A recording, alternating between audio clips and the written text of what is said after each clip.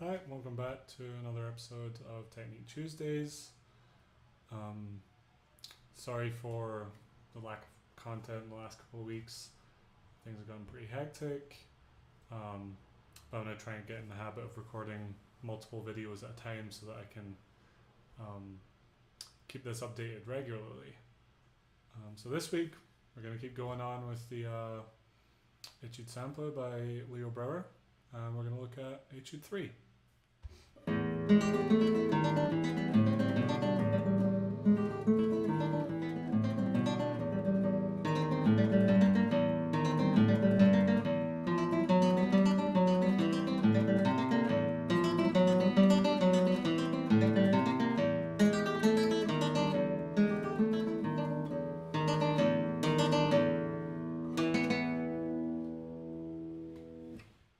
The main technical challenge in this etude is the PMI pattern that we have to play throughout. It's kind of like a mixture of what you might see in an arpeggio, but also like a triplet style tremolo, kind of like an easier tremolo. Before we look at that, I just briefly want to mention that another feature of this is in the bass note playing, kind of as in the other ones. We have the melody moving in the bass, so you're going to want to do the same things as we discussed before about to bring those notes out. And then after we address the right hand patterns, I want to talk a little bit about the left hand stuff to do with the bass notes and some of the markings in the music. Okay, so the piece is marked rapido, so we want it quite fast. And you'll hear recordings of it, like Timo Korhonen's recordings of it, where the piece is over in like 10 seconds. So it can get very, very, very quick if you have your technique up. I chose to play it kind of a little bit slower than I normally would, just for the sake of this video. And one of the main things that I think can help in getting this etude secure and up to speed is planting. If you don't know what planting is, there's plenty of things out there that can tell you about it in more detail. I'm sure your teacher can talk to you about it. But if any of you would like a video explaining planting in a bit more depth, you can just send me a message and I'd be happy to do one. So you might have been able to see it in the video, but what I like to do is kind of have my M finger prepared as I'm playing P.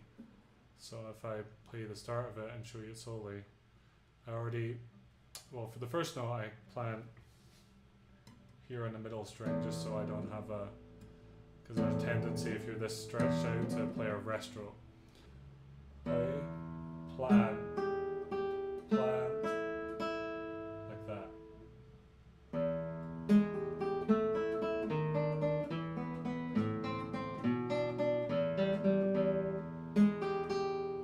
A little bit quicker, just so you can see it happening at speed. Like that. And you can simplify the right hand pattern down to just doing PM if you just want to practice that, getting that down. So let's see if I play like this.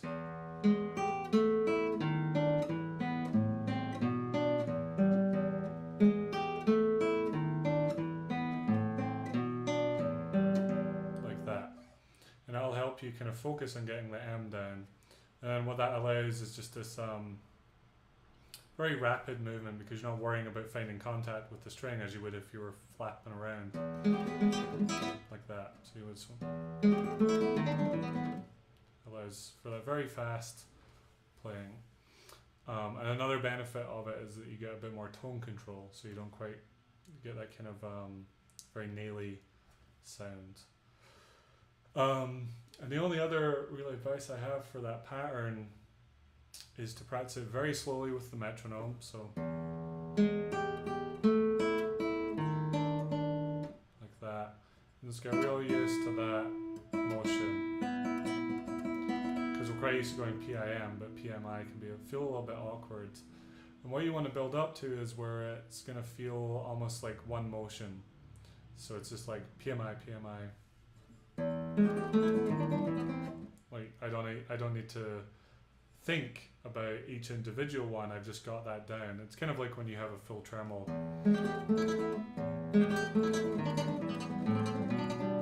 You just want to have that motion all as one thing. And then I said I wanted to talk about some left hand things. We have in the lower voice part these bass notes.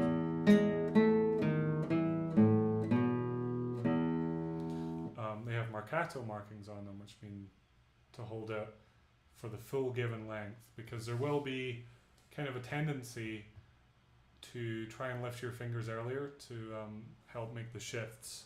So you don't want it to sound like this.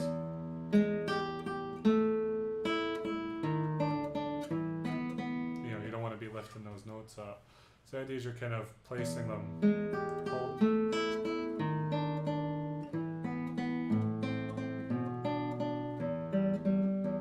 Holding these notes.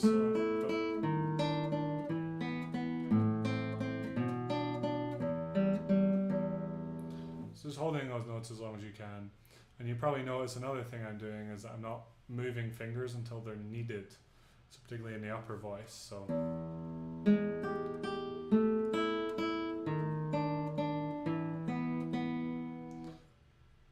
it's a bit extreme, but you just want the voices to be nice and smooth, is what that marking means.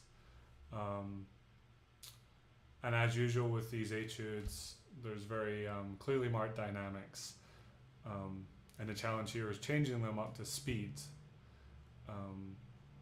which again is just something you want to do when you're practicing slowly, is make sure you're practicing the dynamics alongside everything else, because playing dynamics is actually a technical thing as well as a musical thing. You have to figure out the technique, and here that can be quite difficult, doing that dynamic change at speed,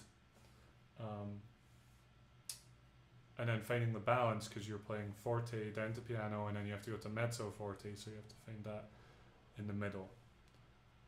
So yeah, that's really all I have to say about this etude. It's kind of just a case of getting the PMI down, the fingerings written in there pretty much as it needs to be.